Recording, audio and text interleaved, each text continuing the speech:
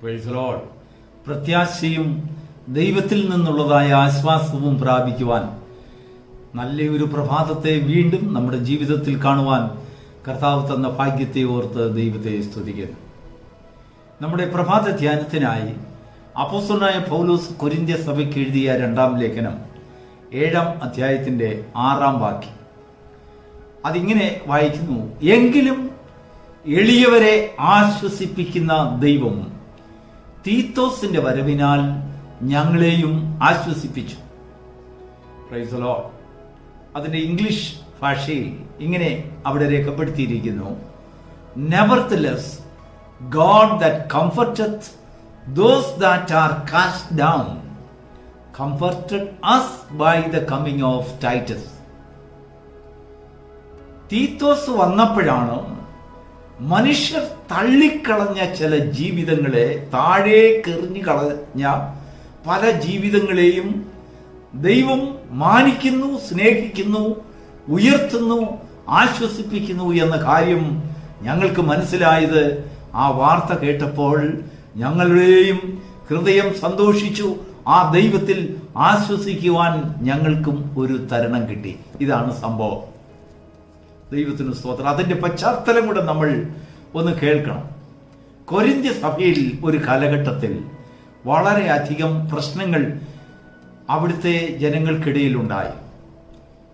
പല പ്രാവശ്യം അപ്പോസ്തലനായ പൗലോസ് ലേഖനങ്ങളും കത്തുകളും പലരാലും ഉപദേശങ്ങളും ഒക്കെ അവിടെ പറഞ്ഞയക്കുകയും ഗുണദോഷിക്കുകയും ഒക്കെ ചെയ്തു. പലരെയും അവിടെ വിട്ടു. എങ്കിലും ആ പ്രശ്നം അവിടെ തീർന്നില്ല. വീണ്ടും വീണ്ടും പുകഞ്ഞുകൊണ്ടിരുന്നു.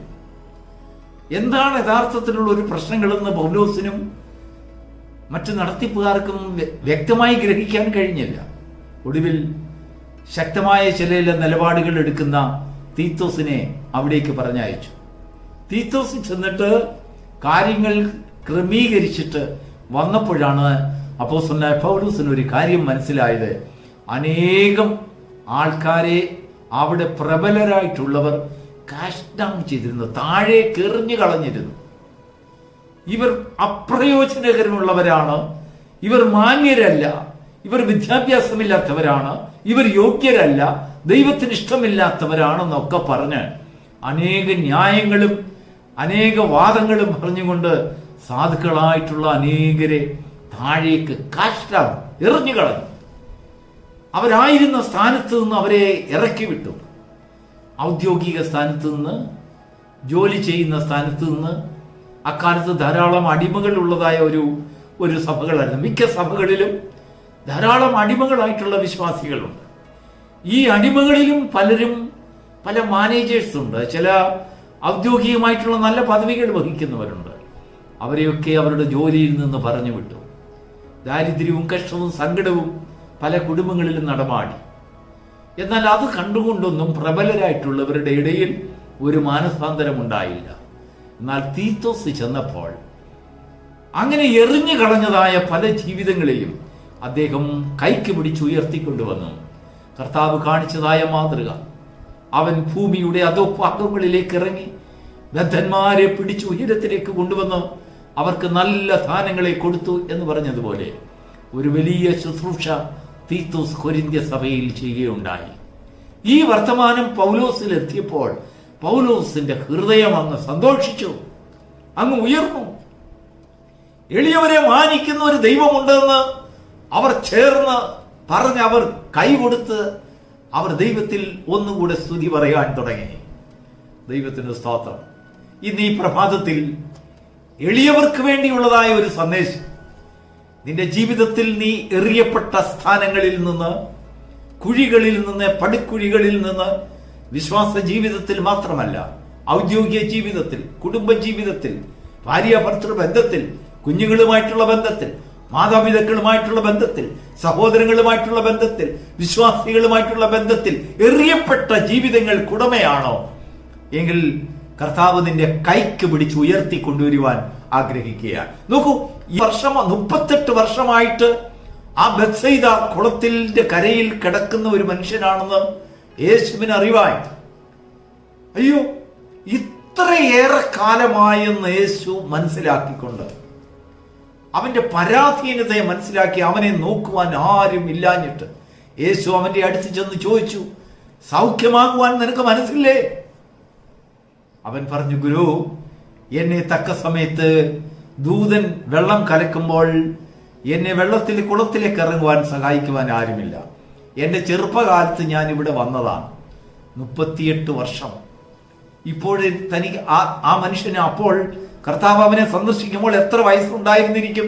നമ്മൾ തന്നെ ഒന്ന് ഉദ്ദേശിച്ചു നോക്കൂ. ജീവിതത്തിന്റെ ഏറിയ പങ്കും ആ കുളത്തിന്റെ കരയിൽ ചെലവഴിച്ചു. എന്നാൽ കർത്താവ് അവനോട് പറയുകയാണ്, നിനക്ക് സൗഖ്യമാകുവാൻ മനസ്സില്ലേ? മനസ്സുണ്ടെങ്കിൽ നിന്റെ കിടക്കയുമായിട്ട് എടുത്ത് നടക്കുക എന്ന് പറഞ്ഞാൽ, നീ ഏതോ ഒരു സന്ദർഭത്തിൽ നിനക്കാരുമില്ല എന്ന് മനസ്സിലാക്കിയതായ ഒരു സാഹചര്യത്തിൽ ദൈവം നിന്നെ സൗഖ്യമാക്കിയതാണ്. പക്ഷെങ്കിൽ ആ സൗഖ്യം നിന്നിൽ വ്യാപരിച്ചു കൊണ്ടിരുന്നത് മനസ്സിലാക്കുവാനും നിന്നോട് പറയുവാനും ഒരു വ്യക്തി ഇല്ലാതായിപ്പോയി. നിന്നിൽ സൗഖ്യം ദൈവം തന്നു, അത് ഉപയോഗിക്കുവാൻ നിനക്ക് അറിഞ്ഞുകൂടാ. നിനക്കത് ഗ്രഹിക്കുവാൻ കഴിവില്ലാതിരുന്നു. അത് നിന്നെ ഗ്രഹിപ്പിക്കുവാൻ നിന്നിൽ ദൈവം തന്നിരിക്കുന്നതായ സൗഖ്യത്തിൻ്റെതായ ഒരു ഇൻഫർമേഷൻ, ഒരറിവ് നിന്നിൽ തരുവാൻ ഇത് അരുമനാഥൻ നിന്റെ മുന്നിൽ നിൽക്കുകയാണ്. നിനക്ക് മനസ്സില്ലേ? കർത്താവ് ചോദിക്കുകയാണ്, നിനക്ക് മനസ്സില്ലേ? ഈ 38 വർഷമായിട്ട് നീ ഇവിടെ കിടന്ന് നരകിക്കുവാൻ കാരണമെന്ത്?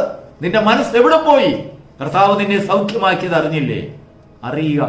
ഈ പ്രഭാതത്തിൽ ദൈവത്തിന്റെ ആത്മാവ് പറയുകയാണ്, സൈന്യത്താലല്ല, ശക്തിയാലല്ല, ദൈവത്തിന്റെ ആത്മാവിനാൽ നിന്റെ ഹൃദയം വേദനിച്ചിരുന്നപ്പോൾ, കരഞ്ഞപ്പോൾ, നീ കണ്ണുനീരൊഴുക്കിയപ്പോൾ നിന്നെ സൗഖ്യമാക്കിയതാണ്, നിന്നെ ഉയർത്തിയതാണ്, നിന്നെ പടുക്കുഴിയിൽ നിന്നും ദൈവം രക്ഷിച്ചതാണ്. ദൈവത്തിന് സ്തോത്രം. ഇപ്പോഴിതാ ചില വ്യക്തിത്വങ്ങൾ, ചില ജീവിതങ്ങൾ നിന്റെ മുൻപിൽ വന്ന് പ്രത്യക്ഷപ്പെട്ട് പറയുന്നു, നിനക്ക് സൗഖ്യമാകുവാൻ മനസ്സുണ്ടോ? നിന്നെ പിടിച്ചു കയറ്റുവാൻ ദൈവത്തിന്റെ ആത്മാവ് ഈ പ്രഭാതത്തിലും നിന്റെ ചാരെ വരികയാണ്. പ്രയോജനമില്ലാത്തവനെന്നും, അശക്തനെന്നും, ഒന്നും അറിയാത്തവനെന്നും, വിദ്യാഭ്യാസമില്ലാത്തവനെന്നും, ശക്തിയില്ലാത്തവനെന്നും, കൊള്ളരുതാത്തവനെന്നും, കണ്ടാൽ കൊള്ളരുതാത്തവനെന്നും, ഭംഗിയില്ലാത്തവനെന്നും, സൗന്ദര്യമില്ലാത്തവളെന്നും, യോഗ്യതയില്ലാത്തവളെന്നും, കഴിവില്ലാത്തവനെന്നും ഒക്കെ പറഞ്ഞുകൊണ്ട് നിന്റെ ജീവിതത്തിൽ പരാധീനത നീ പങ്കിട്ട് നീ ആരും അറിയാതെ ഒരു നായ്ക്കുട്ടി കരയുന്നത് പോലെ നിന്റെ ജീവിതത്തിൽ കരഞ്ഞു കൊണ്ടുപോയതായ ജീവിതം ദൈവം കണ്ടു, നിന്നെ വിടുവിച്ചിരിക്കുകയാണ്. പക്ഷെങ്കിൽ ആ വിടുതലിന്റെ സുവിശേഷം നിന്നോട് പ്രസ്താവിക്കുവാൻ, നിനക്കത് കേൾക്കുവാൻ ദൈവം പല അവസരങ്ങൾ ഒരുക്കിയിട്ടും നിനക്കത് ഗ്രഹിക്കുവാൻ ഒരുപക്ഷെങ്കിൽ കഴിഞ്ഞില്ലായിരിക്കാം. തീത്തോസിന്റെ വരവിനാൽ ദൈവം അയച്ചിട്ടൊരു മനുഷ്യൻ വന്നു. ആ മനുഷ്യൻ നിന്നോട് പറയുകയാണ്, യേശു ക്രിസ്തു പറയുകയാണ്, കർത്താവ് പറയാണ്, ദൈവപുത്രൻ നിന്നോട് പറയുകയാണ്, നിനക്ക് വിടുതൽ തന്നിരിക്കുന്നു, നിന്നെ പിടിച്ചെഴുന്നേൽപ്പിക്കുന്നു, നീ ഉയരത്തിലേക്ക് വരിക. ഇനിയും നീ താഴ്ന്നു കിടക്കുന്നത് ശരിയല്ല, നീ പൊങ്ങി വരിക. നിന്റെ ജീവിതത്തിൽ ഒരു ഉന്നമനം, നിനക്കൊരു ഉയർച്ച, നിന്റെ കുടുംബത്തിൽ ഒരു വാഴ്ച, നിന്റെ കുടുംബത്തിൽ ഒരു അധികാരം, നിന്റെ സംശയങ്ങൾക്ക് ഒരു മറുപടി, നിന്റെ ജീവിതത്തിൽ ഒരു അർത്ഥം ഇതാ ദൈവം കൽപ്പിക്കുന്നു. അതിനെ അവകാശമാക്കുന്ന ദൈവമക്കളെ ഓർത്ത് ദൈവത്തെ സ്തുതിക്കുന്നു. ഈ പ്രഭാതത്തിൽ വിടുതലിന്റെ പ്രഭാതമാണ്. സ്തോത്രം. നീ ഉയർത്തപ്പെട്ടിരിക്കുന്ന സന്ദേശത്തിന്റെ ദിവസമാണ്. പൗലോസ് പറയുന്നു, തീത്തോസിന്റെ വരവിനാൽ ഞങ്ങൾക്ക് ദൈവം ഒരുപാട് ആശ്വാസം തന്നു. എന്താണെന്ന് അറിയാമോ?